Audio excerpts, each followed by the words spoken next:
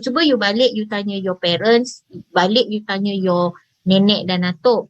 Zaman 60-an, zaman 50-an, apa aktiviti utama Malaysia atau waktu tu kita panggil Tanah Melayu betul lah, Malaya kan? Apa aktiviti utama ekonomi di Tanah Melayu waktu itu? Apa dia? Pertanian. Betul, very good. Pertanian, perkilangan sikit. So bila pertanian, apa yang ada dengan, apa yang melibatkan aktiviti pertanian? Jentera. Jentera dia apa? Pakai bajak kan? Kan? Apa traktor. So benda tu hazard tak? It's all hazard. So peladangan getah kelapa sawit kan, datuk nenek moyang kita dulu toreh kelapa sawit, toreh kelapa sawit lah, getah kan. So it's all economy during that time, 1967. From 1967 ke 1964, okay, evolution berlaku. So kita tengok, kita pantau aktiviti ekonomi berkembang. Daripada kilang, aktiviti kilang, daripada aktiviti peladangan, aktiviti pertanian, evolution tu berkembang jadi apa? Ada industri perkapalan, betul? Ada industri oil and gas, ada industri perkhidmatan awam macam bank tu lah, services. Ada apa lagi? Perlombongan makin aktif, makin berkembang. That is why wujudnya Akta Keselamatan Kesihatan 1994 iaitu OSHA lah. That is why OSHA diwujudkan pada tahun 1994. Daripada 67 ke 1994 tu, itulah evolution dia. Kalau you tak percaya, nanti bila you free, you buka dekat Google, you cari FMA 1967 and you tengok OSHA 1994, what's the difference? It's a big difference, gap jauh. Nama pun dah beza, betul tak? Yang ni Akta Keselamatan Kesihatan Pekerjaan, merangkumi semua aktiviti pekerjaan. Kalau FMA tu kilang dan jentera, so it covers only kilang dan jentera sahaja. Okay, so itu you akan belajar dalam modul 2. Untuk modul 3, Occupation Health. What does it mean by Occupation Health? You akan belajar salah satu yang paling ketara adalah stres. Stres di tempat kerja tu bahaya tak? Bahaya dia akan mengakibatkan depression. Bila mengakibatkan depression, apa yang terjadi? You balik kerja, stres, bawa kereta dalam jam, you hayal, boleh accident, you know. So ataupun you bekerja di kilang kayu, kilang buat perabot contoh kan. You tak ada, kilang you tu tak ada basic wash. Kan hari-hari hidup masuk abuk kayu betul kan, ketam kayu masuk. Apa jadi kepada health you? Atau kilang yang buat grill tu kan, welding.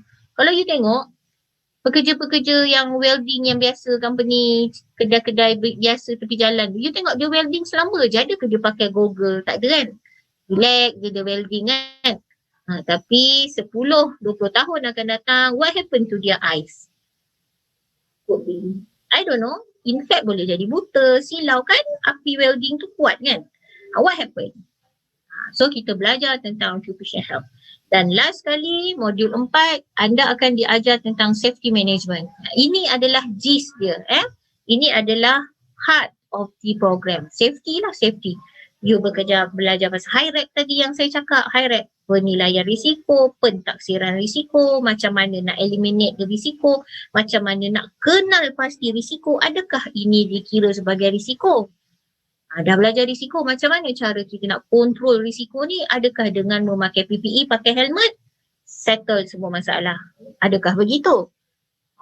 Right? So kita akan ajar you tentang safety management. So SHO, khusus SHO ni ada 4 modul. Okay, 4 modul. Alright, next. Alright. So ini adalah kata orang tu method program kami. So you can come as a full time, maksudnya full time tu you datang ke NIOSH, you akan duduk Isnin hingga Jumaat 9 sampai 6, ada kelas habis pukul 5.30, ada kelas habis 6.30. Dia tengok tajuk lah, dia tengok modul. Ataupun sepenuh masa selama 22 hari. Did I mention that khusus SHO ni adalah selama 22 hari. 22 hari. Not even one semester pun kan, betul tak? So selama 22 hari. So kalau you go for full time, you have to come to NIOSH or we go to your place, Isnin hingga Jumaat, 22 hari. 9 sampai 5 atau 6 petang. Or you go for part time. Kalau kata Isnin hingga Jumaat, you have class kan, classes. Kalau you tak boleh belajar lagi, we can have it secara part time. So weekend. So gone your weekend lah. Tak ada weekend lah, Sabtu dan Ahad. Sama time dia. Atau you can go secara modular. Modular ni atau kata orang by macam you all cakap lah, by semester. Okay, katalah you enroll bulan 6. Okay, so bulan 6 you akan pergi kelas modul pertama. Isnin hingga Sabtu, 6 hari. Habis modul pertama. Bulan 7 you akan pergi modul kedua. Isnin hingga Jumaat. Okay, sampai habis bulan ke 6, 7, 8, 9. Sampai habis bulan 9. So bila habis bulan 9 means you completed the 4 modules, then you akan diberi sijil kehadiran. Belum sijil kompetensi lagi, is only sijil kehadiran. Kenapa belum sijil kompetensi? Sebab kompetensi tu you have to sit for the exams. Okay? Exam ada 4 paper, 1, 2, 3 and ada satu paper, paper 4 ni so called macam you punya simple thesis lah. What you have to do di tempat kerja. Bila you dah belajar dalam kelas 22 hari tu, kita minta you come out dengan satu simple thesis. Apa yang you belajar? You kena present. Standard lah. Kan uni pun sekarang kan, even degree pun kan ada, apa dia panggil, FYP final year project kan. You kena buat sikit kan, betul tak? So you kena, kita pun memerlukan tu. Kenapa? Reason dia sebab kita nak you faham apa yang you belajar. You tahu apa itu high rate. You tahu apa itu risiko. Okay. So seterusnya, okay, these three adalah SHO. Yang SHEP tu adalah katalah 20 tahun dulu you pernah attend kursus SHO. Berapalah umur tu kan, baru 5 tahun agaknya kan, 20 tahun dulu tu you pernah attend kursus SHO tapi you tak attend exam. Dah lupa dah macam mana lah kursus SHO ni, apa itu OSHA, apa itu high rate, dah lupa.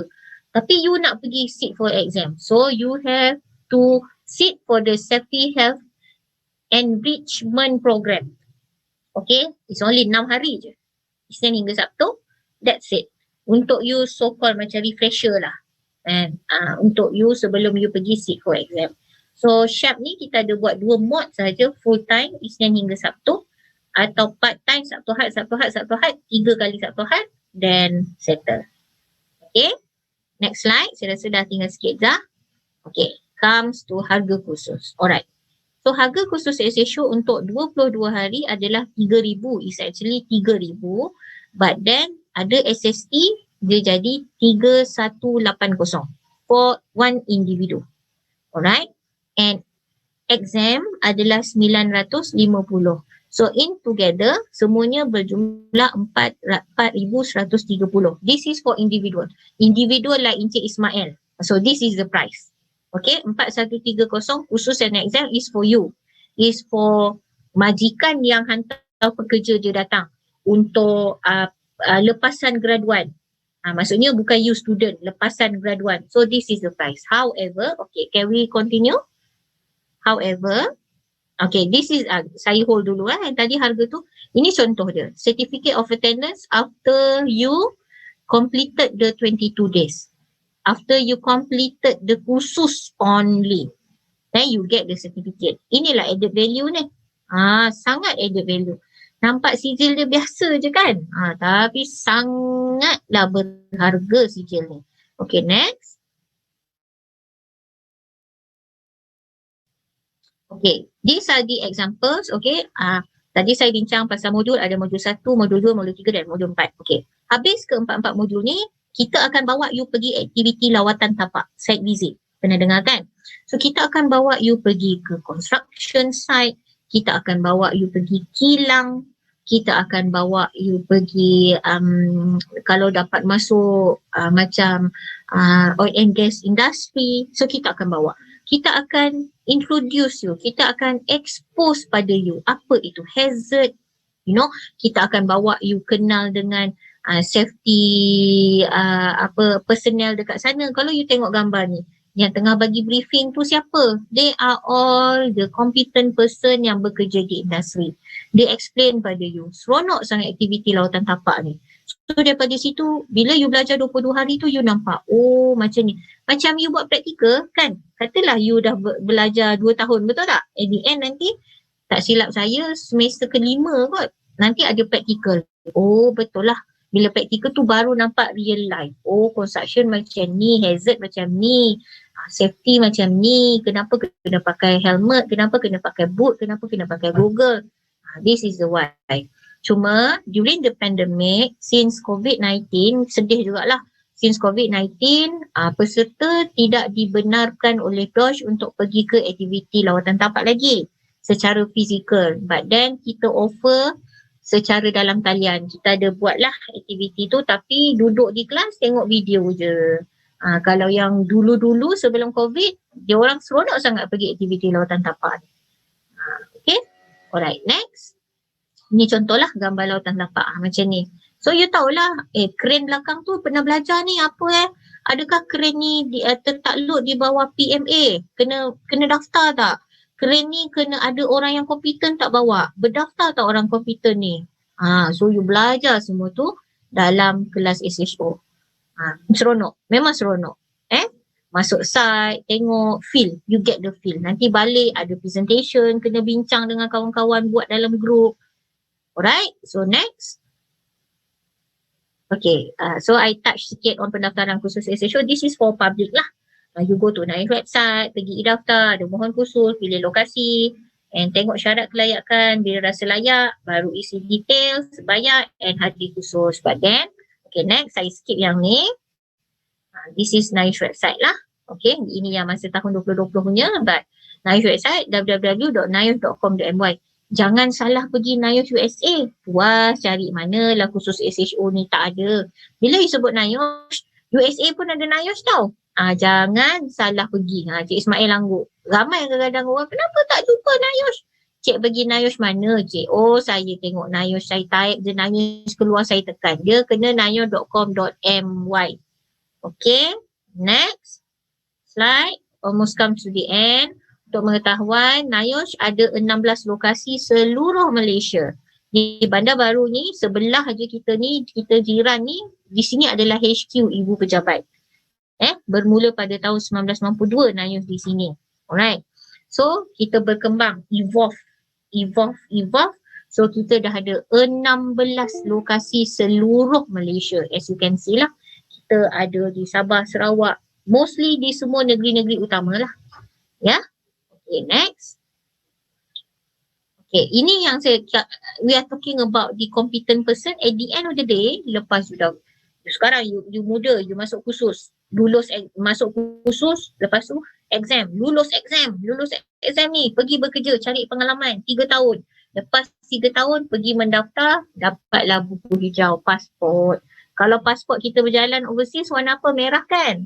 So untuk pasport you to become a competent person, boleh bangga dah dapat pasport SHO ni, is warna hijau. That's why have you ever heard about green book? So this is the things lah. Okay, alright, next. Nak habis dah?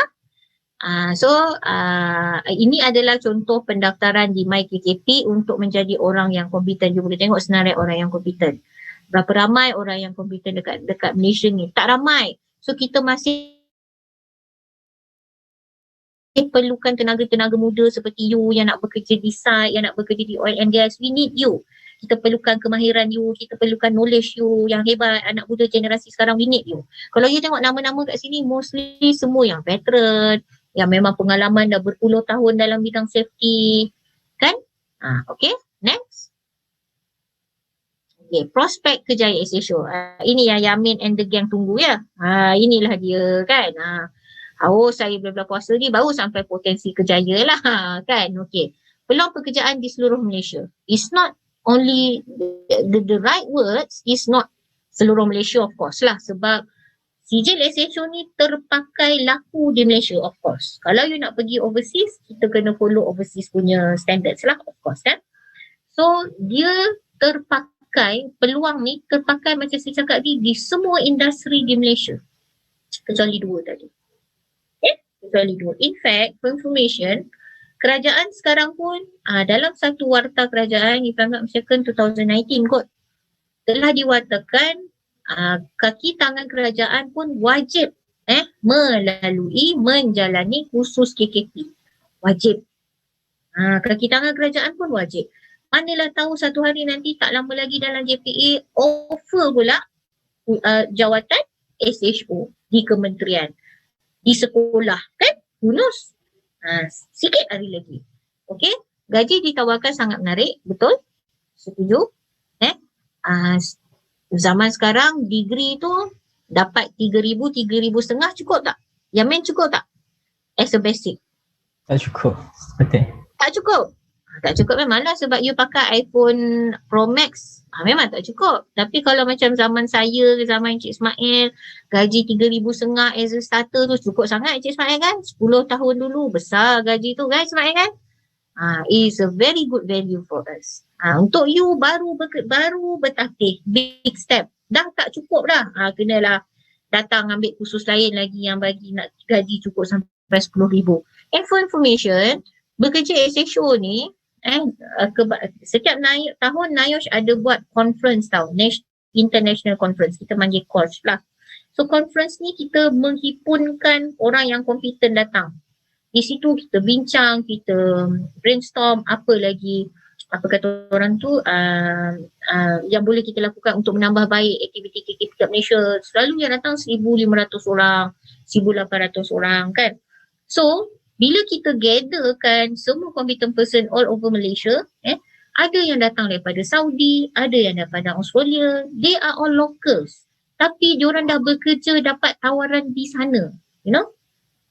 Selepas pengalaman you bertahun, dengan knowledge you, dengan degree yang you ada, dengan sijil kompeten you ni, you boleh di offer bekerja di overseas, especially Saudi lah, Arab.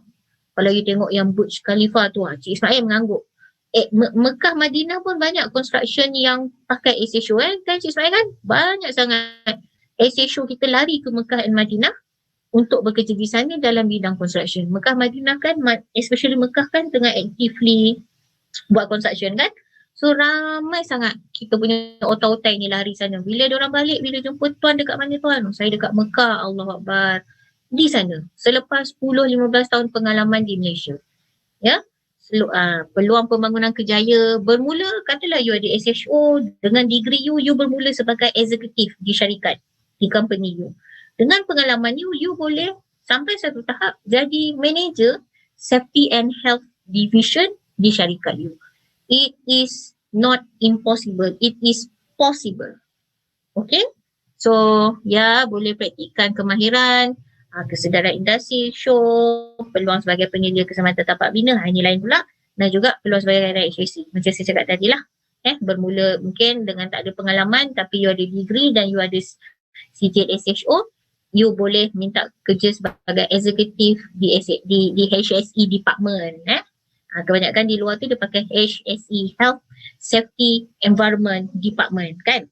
Banyak kali dengar kan, dia pakai that kind of terms lah. Exec di situ, manager, kadang-kadang assistant manager. You can apply for that. Okay, that is a potensi lah. And next slide, saya tak tahu ada berapa slide lagi. Show for future workers. Okay, now next. This is the interesting part.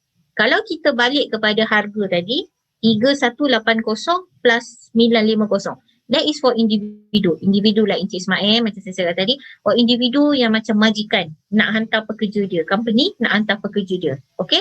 Okay, tolong admin naikkan slide ni. Last slide Okay, untuk SHO future workers. Who are the future workers? You are the future workers. Why we call you as a future workers? Sebab habis belajar you nak jadi apa? Pekerja, betul? Pekerja masa hadapan, betul? So we offer you dengan harga yang menarik, okay? Harga dia adalah 2,000 untuk kursus dan 950 untuk exam. So in total jadi 2,950. Murah tak? Comparekan 4,130 yang kita offer kepada individu atau public di luar sana. Murah kan?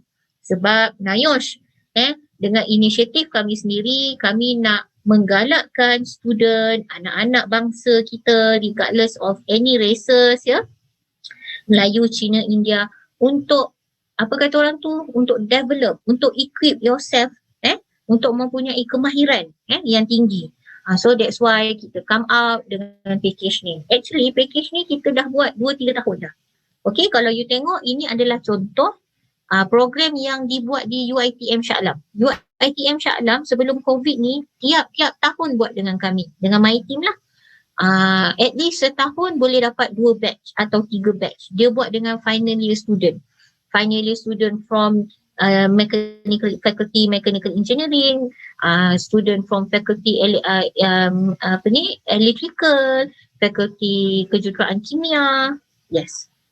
UiTM Shah Alam. Kami kita akan ada collaboration dengan UTP, University Teknologi Petronas. Yes. Dia just go. Boleh naikkan slide. So ini contoh juga. UiTM punya program. Tadi tu satu, ini another program dan another program. Last kita buat adalah tahun 2020 lah. Tahun lepas. Tahun ni belum ada lagi. Sebab most of the unis ada yang belum boleh balik uni kan, belum balik college kan. So belum boleh buat lagi. Okay. So next slide. Saya rasa dah habis kot. Sesi soal jawab. Okay. So I've done my part. Kalau ada sesi soal jawab, is either later atau sekarang, I don't know. It's up to the moderator lah sama ada nak jawab, nak tanya sekarang ke, nak tanya kemudian. I'm okay with that. Okay, over to you. Baik Puan Siti, terima kasih Puan Siti. Saya rasa untuk soalan sesi soal jawab kita akan bawakan dia ke belakang. Tapi mungkin kita boleh jawab satu soalan daripada ruangan chat dekat sini. Dan soalan ni pun saya sendiri juga tertanya-tanya. Dia tanya, kalau nak intern dekat NIOSH boleh tak? Intern. I think sekarang I'm not sure whether we accept any intern students or not. Tapi you guys kena ingat tau, NIOSH ni we are the training institute. So yeah, you can come and intern di NIOSH, but then dalam aspek safety tu, kita ni penyedia latihan university. So you tak berapa belajar lah pasal safety tu, you know, kan? You hanya akan belajar tentang aktiviti macam mana nak organize khusus.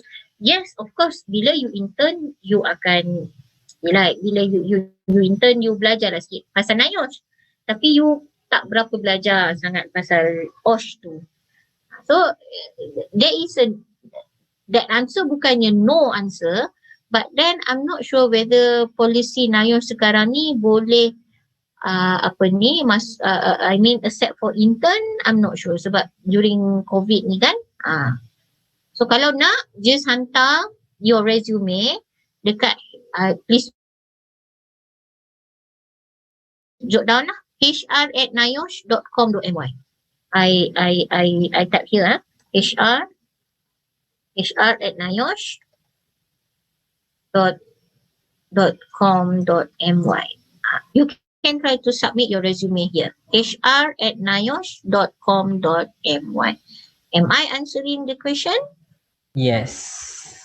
Thank you. Is there any other question?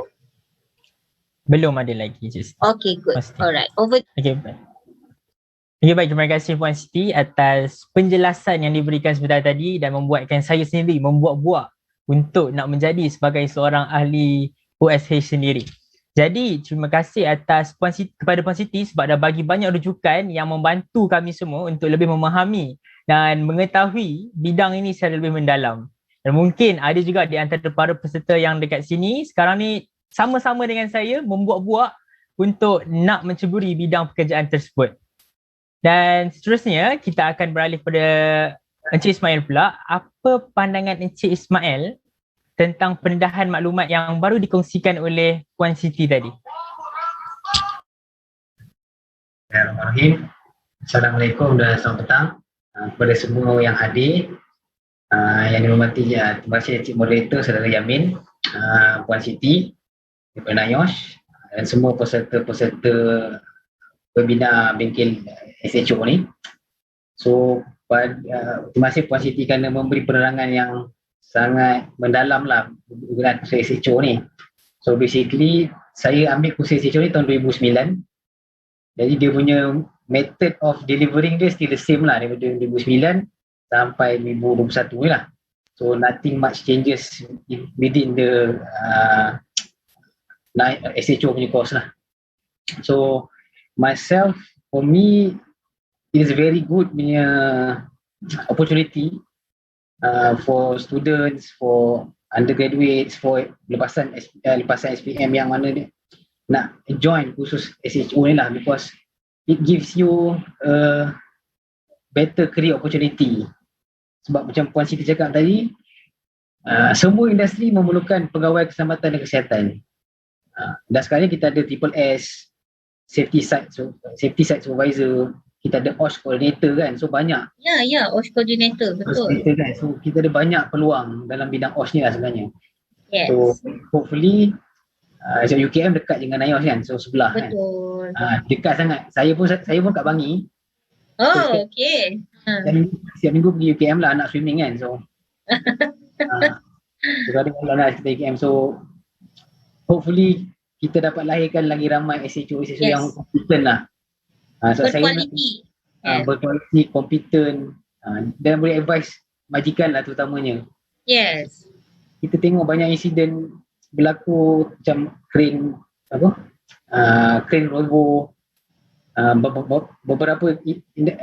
beberapa kes tu dalam construction site lah, dekat Gombak tu, parking lot tu kan jatuh crane yang LRT, jatuh letupan dekat oil and gas company kan. So hopefully kalau dapat NIOSH stringentkan lagi dia punya modul dan sebagainya kan, dan examination punya kriteria, hopefully kita dapat lahirkan lah SHO yang kompeten dan berkualiti lah.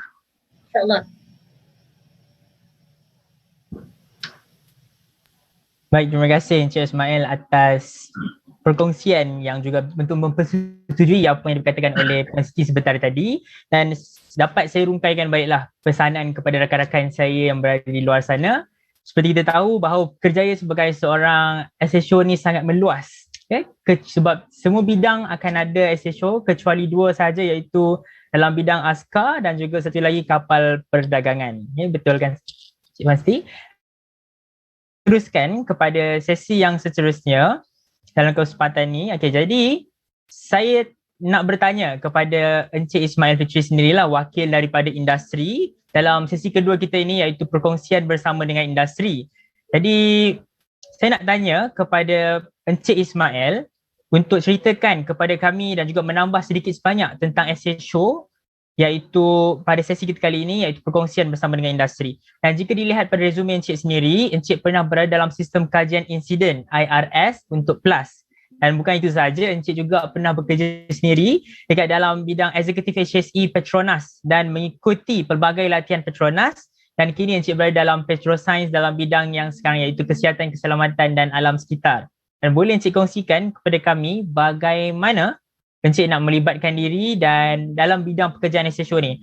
Ada orang yang sarankan ke, ataupun memang daripada kecil first time dengar dah terus nak jadi ke, ataupun dah memang cita-cita, ataupun ada dorongan-dorongan daripada orang lain? Dipersilakan. Terima kasih Yamin. Balik pada cita-cita kan, kalau kecil-kecil tu kat sekolah rendah tu, biasanya kalau orang tanya jadi apa, askar, polis, doktor kan. Kalau saya mesti jadi askar atau polis lah. Dan tu dah nampak dah ciri-ciri safety tu sikit, askar dan polis kan. So pengalaman saya tak banyak lah basically. Kalau saya bekerja dah start tahun 2007 lah saya start kerja dengan Felda. Felda waktu tu saya lepas grad kat UTM Skudai, jurusan mechanical.